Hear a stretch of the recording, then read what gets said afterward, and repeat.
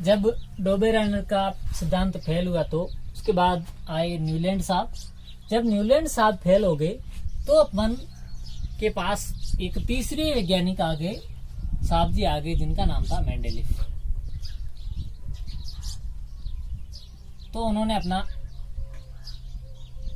तत्वों के वर्गीकरण से संबंधित सारणी दी, जिसे मेंडेलीफ की आवर्त सारणी कहते हैं। क्या कहते हैं? मेंडेलीफ की आवर्त सारणी।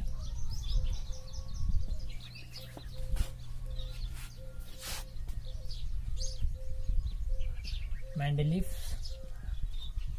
Periodic table.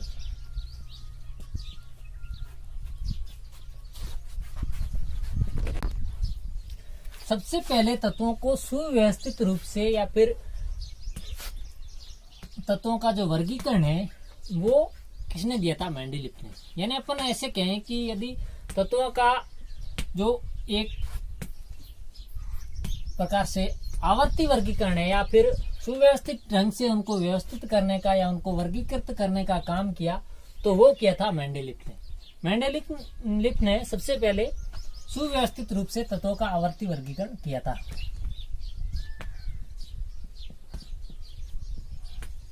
तत्वों का आवर्ती वर्गीकरण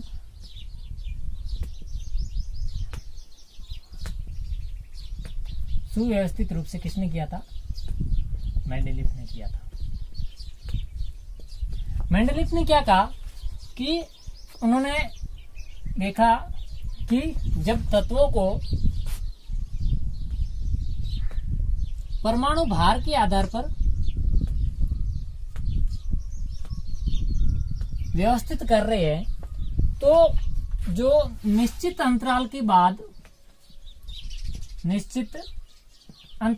बाद उनके गुणों में समानता आ रही है।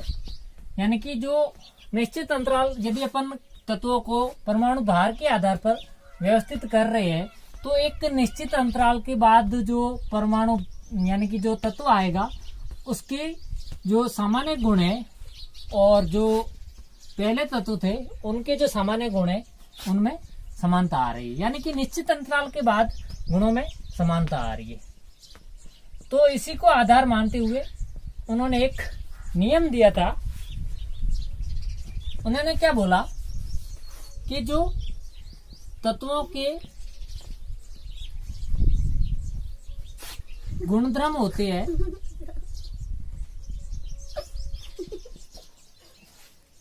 तत्वों के जो सामान्य गुणधर्म होते हैं वो उनके परमाणु भार के आवर्ती फलन होते हैं। आवर्ती फलन होते हैं। तो उन्होंने क्या बोला कि जैसे तत्वों को यदि परमाणु भार के आधार पर अपन व्यवस्थित कर रहे हैं, तो एक निश्चित अंतराल के बाद यानी कि एक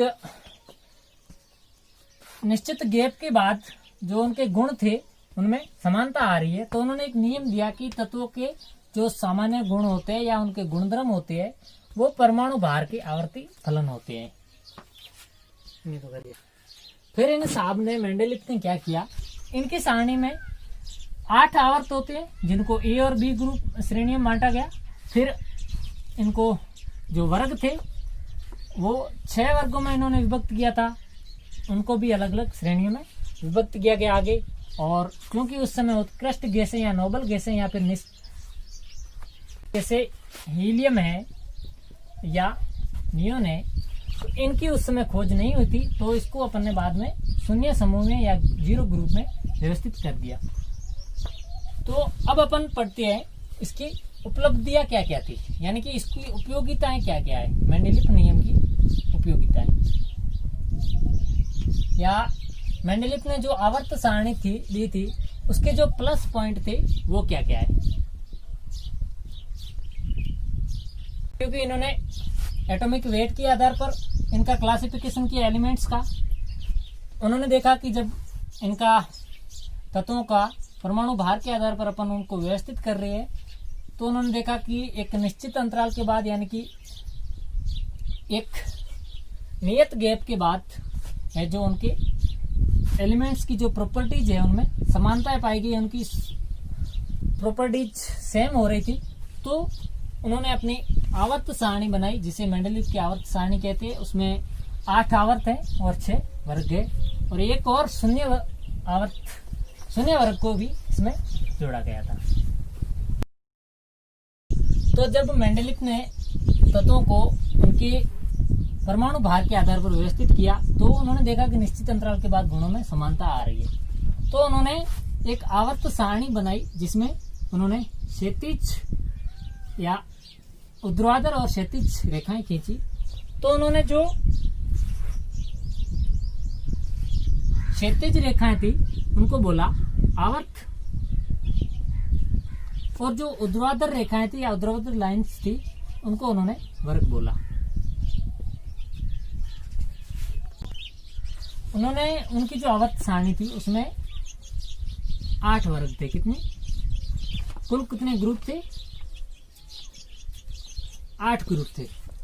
और जो इनकी आवर्त सारणी थी उनमें जो पीरियड की संख्या थी या फिर आवर्त की संख्या थी वो थी 6। फिर इन्होंने जो 8 वर्ग थे उनको आगे और विभक्त किया ए और बी भाग में, यानी ए और बी श्रेणियां बनाई गई इसकी।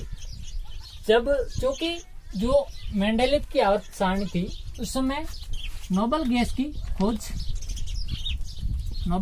की खोज नहीं हुई थी, यानी कि जो उत्कृष्ट गैसें थी जैसे हीलियम या नियोन या ऑर्गन या अन्य इस प्रकार की जो उत्कृष्ट गैसें थी यानी कि नोबल गैसें थी उनकी खोज नहीं हुई थी। तो उन्होंने उस समय इनको कोई ग्रुप नहीं दिया था, यानी कि इनको किसी वर्ग में नहीं रखा था। लेकिन बाद में इसको शून्य वर्ग बनाकर या 0 ग्रुप बनाकर इसको आवर्त सारणी में जगह दी गई। तो अब अपन पढ़ेंगे मेंडलीव सारणी की उपयोगिताएं क्या क्या है, यानी इसके प्लस पॉइंट क्या है, इसकी उपयोगिताएं।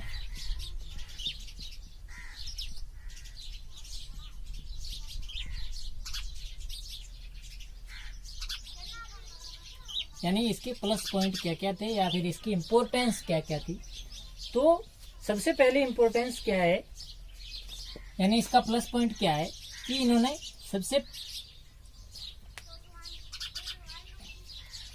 पहली इसकी जो उपयोगिता थी वो थी कि तत्वों का सुव्यवस्थित वर्गीकरण।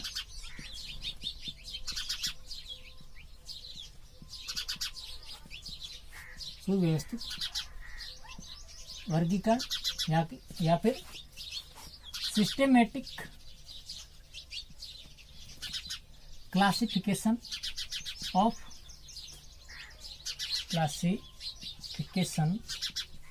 Of elements.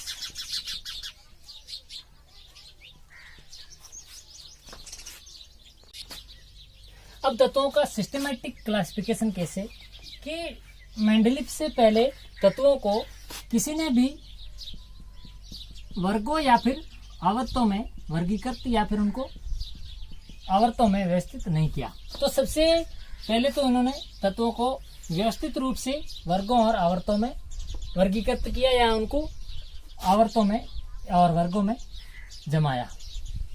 फिर इन्होंने क्या बोला कि जो सेम गुण यानी कि समान गुणों वाले तत्व थे,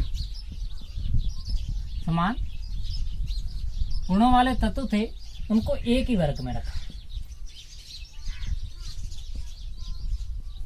यानी कि जो इससे पहले मेंडलीव से पहले डोबेरेनर आया और उसके डोबेरेनर के बाद जो न्यूलैंड आया था, उन्होंने इस प्रकार से इन तत्वों का वर्गों और आवर्तों में जो क्लासिफिकेशन नहीं किया था। तो इसकी प्लस पॉइंट सबसे पहला ये था कि तत्वों का सुव्यवस्थित वर्गीकरण मेंडलीव ने ही किया था। फिर दूसरा था कि तत्वों के गुणों का अध्ययन करना।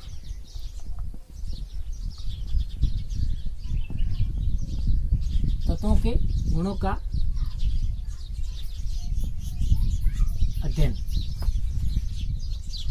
या study of properties of elements.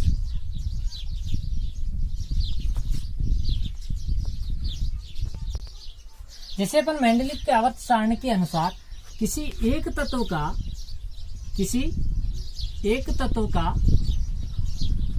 अध्ययन कर रहे हैं,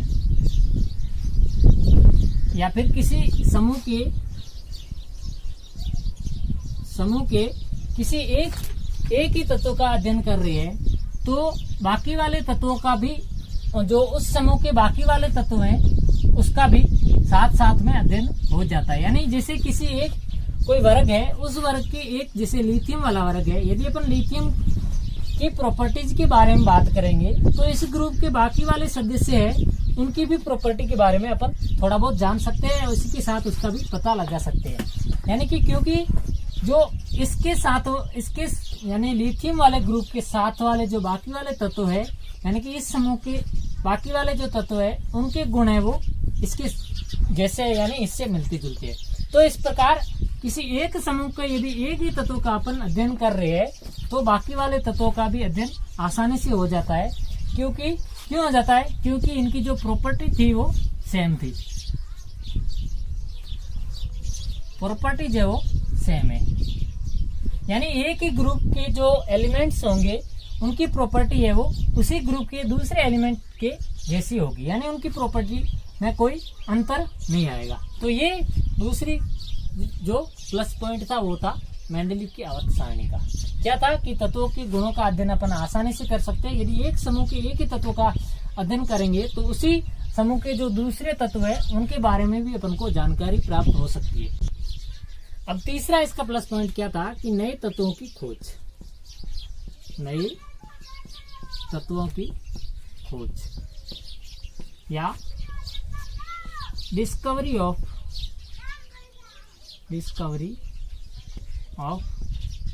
न्यू एलिमेंट्स। अब नए तत्वों की खोज करने में ये जो मेंडलीव की आवर्त सारणी है, ये बहुत ही कारगर साबित हुई। कैसे कि इन्होंने कुछ ऐसे तत्व भी थे जिसके बारे में इनको कोई अता पता नहीं था, तो उन्होंने इनके लिए या तो रिक्त स्थान छोड़ दिया, या फिर उनको किसी अन्य नाम से लिखकर वहां पर छोड़ दिया। जैसे उन्होंने क्या किया था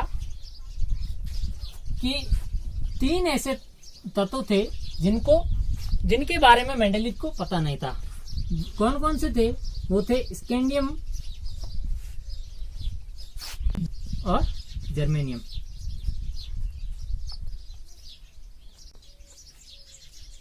स्कैंडियम, गैलियम और जर्मेनियम की जगह, स्कैंडियम की जगह तो किया यूज एका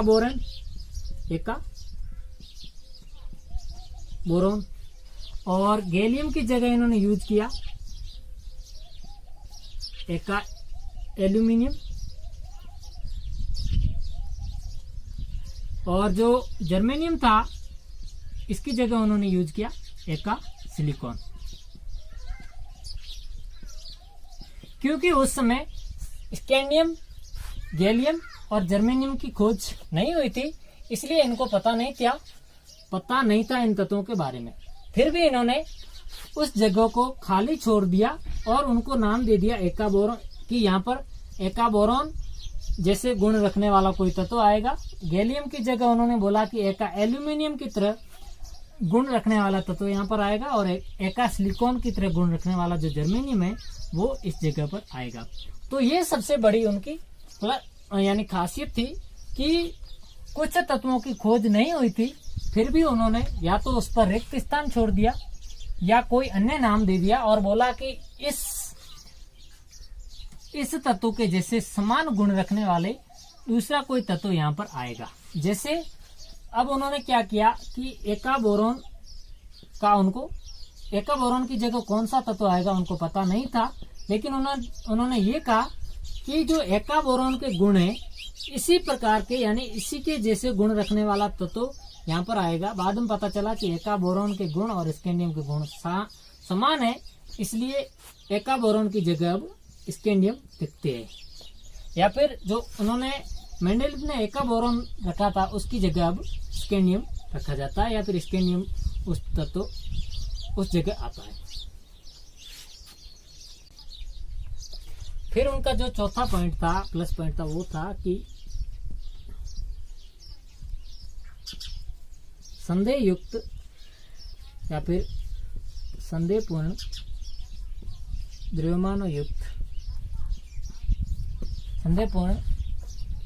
युक्त जो तत्व थे उनमें सुधार, संदेहपूर्ण द्रव्यमानों का सुधार, या फिर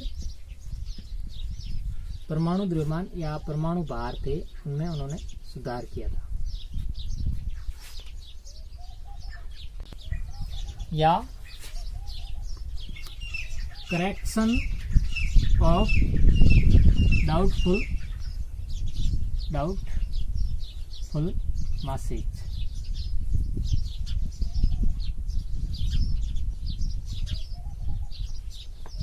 यानी कि किन्हीं तत्वों, कुछ ऐसे तत्व भी थे जिनके परमाणु भार पर कुछ संदेह था उनको, यानी उनकी जैसे कोई एक तत्व, जैसे ए तत्व है और जो सी तत्व है, उसके जो बी तत्व है, यदि सी तत्व के गुण ए बी से मिलते जुलते हैं और ए के जो गुण है वो यदि सी से मिलते जुलते हैं, तो उन्होंने क्या किया, कुछ जो सी तत्व था उसको बी से पहले रख दिया।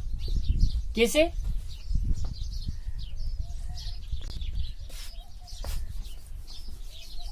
जैसे आयोडीन है, उसका परमाणु भार 126.9 होता है, और जो टेलुरियम है उसका परमाणु भार 127 पॉइंट समथिंग, शायद 127.6 होता है। तो उन्होंने क्या किया कि जो आयोडीन था इसका परमाणु भार टेलुरियम से कम है, तो इन्होंने क्या किया था कि परमाणु भारों के आधार पर इनको व्यवस्थित किया था। तो अपन देखें नॉर्मल रूप से तो आयोडीन है वो टेलुरियम से पहले आना चाहिए, लेकिन जो आयोडीन के सामान्य गुण है वो 7वें वर्ग के तत्वों के साथ मिलते जुलते हैं। क्योंकि ये आयोडीन है 7th बी का सदस्य है और जो टेलुरियम है वो 7th वर्ग ए का सदस्य है, यानी 7वें वर्ग के ए ग्रुप का जो टेलुरियम है वो सदस्य है और 7वें वर्ग की ही बी श्रेणी का सदस्य आयोडीन है। तो इन्होंने आयोडीन को टेलुरियम के बाद रखा, क्योंकि इन्होंने देखा कि जो आयोडीन के गुण थे वो 7वें वर्ग के बी श्रेणी से मिलते जुलते थे।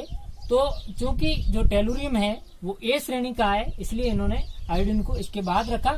यदि अपन वैसे देखा जाए तो इसका आयोडीन का परमाणु भार है 126.9, यानी कि जो टेलुरियम का परमाणु भार है 127.6, उससे पहले आना चाहिए यदि इसके परमाणु भार के आवर्ती फलन के अनुरूप अपन देखें तो। लेकिन इन्होंने क्या अपनी सूझबूझ दिखाई कि इसका जो आयोडीन का सामान्य गुण होते हैं वो होते हैं 7th बी के जैसे, तो इसका मतलब इसको थोड़ा बाद में रख दिया। तो यहाँ पे थोड़ा परमाणु भार में इनमें गड़बड़ आ गई, यानी कि परमाणु भार कम होते हुए भी आयोडीन को टेलुरियम से पहले न रख के टेलुरियम के बाद रखा। तो ये थी मेंडेलिव सारणी की कुछ उपयोगिताएं या उपलब्धताएं या इम्पोर्टेंस या फिर प्लस पॉइंट। तो इतनी उपयोगिताएं होने के बावजूद या इतने इम्पोर्टेंस होने के बावजूद भी इसमें कुछ कमियां पाई गई। तो अब अपन पढ़ेंगे उन कमियों के बारे में, यानी मेंडेलिव की आवर्त सारणी की कमियां। अब अपन पढ़ेंगे मेंडेलिव की आवर्त सारणी की कमियां या फिर सीमाएं या लिमिटेशन।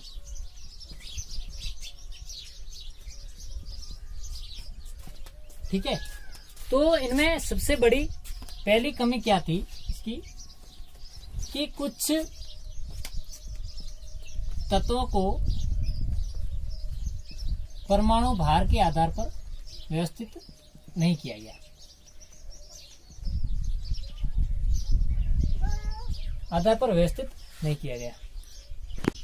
कैसे कि इन्होंने बोला था कि जो तत्व होते हैं उनको उनके परमाणु भार के परमाणु भार के बढ़ते क्रम में व्यवस्थित करना है। किसमें? बढ़ते क्रम में। तो अपन देखते हैं कि इन्होंने एक बढ़ते क्रम वाली श्रेणी तोड़ी थी, यानी इसका अपवाद था, क्या था? आयोडीन और टेलुरियम का। क्यों? क्योंकि आयोडीन का जो परमाणु भार होता है वो टेलुरियम की तुलना में कम होता है, या टेलुरियम का जो परमाणु भार है वो ज्यादा होता है। हालांकि ये जानते हुए भी इन्होंने टेलुरियम को आयोडीन से पहले रखा या फिर आयोडीन को टेलुरियम के बाद रखा। क्यों? क्योंकि इन्हें जो आयोडीन थी इसका जो सामान्य गुण थे वो 7th ग्रुप के बाकी जो एलिमेंट थे उनके जैसा था। पहली कमी ये थी कि कुछ तत्वों को परमाणु भार के बढ़ते क्रम में व्यवस्थित नहीं किया गया। व्यवस्थित नहीं किया गया।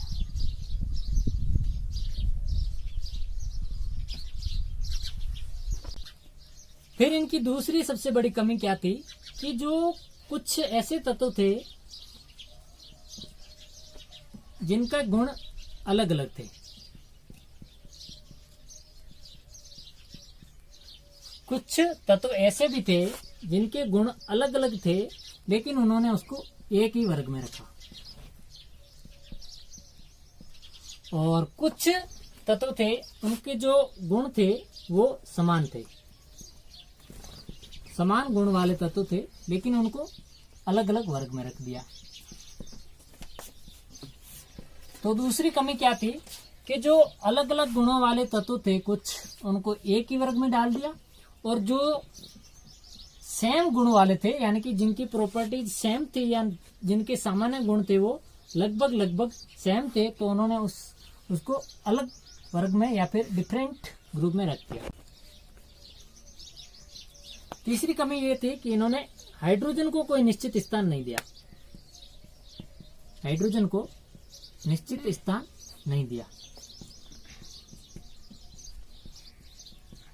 यानी कि इन्होंने ये नहीं बताया कि हाइड्रोजन परमाणु है, इसको अपन या फिर हाइड्रोजन जो है इसको अपन आवर्त सारणी में कहां पर रखेंगे। फिर तीसरी और चौथी इनकी कमी क्या थी? कमी ये थी कि इन्होंने समस्थानिकों को कोई